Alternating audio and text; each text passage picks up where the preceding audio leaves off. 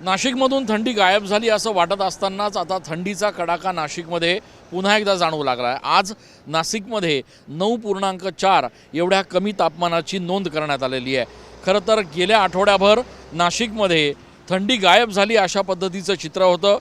मागच्या महिन्यापासून नाशिकमध्ये सातत्यानं थंडीचा पारा जो आहे तो घसरत होता।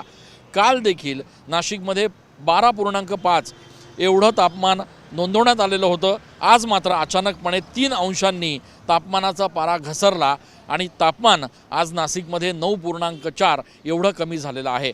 खरं तर उत्तरेकडनं येणाऱ्या थंड वाऱ्यांमुळे महिनाभर नाशिकमध्ये कडाक्याची थंडी नाशिककरांनी अनुभवली। मात्र गेल्या आठवड्यात या थंडीचा कडाका जो आहे तो अचानक कमी झाला आणि नाशिकमधून थंडी गायब झाली की काय असं चित्र जे आहे ते या ठिकाणी बघायला मिळालं होतं। अर्थात असं जरी असलं तरी आजपासून पुन्हा एकदा हा थंडीचा कडाका नाशिककरांना जाणवू लागलेला आहे आणि वर्षाअखेरीसपर्यंत म्हणजे या महिन्याच्या शेवटपर्यंत अशाच पद्धतीचा थंडीचा कडाका राहील असा अंदाज वर्तवला जातो आहे।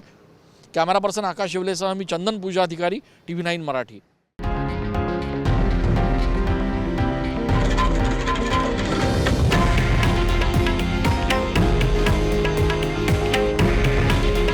हे आहे देशातील नंबर 1 न्यूज नेटवर्क आणि आपण पाहत आहात TV9 मराठी।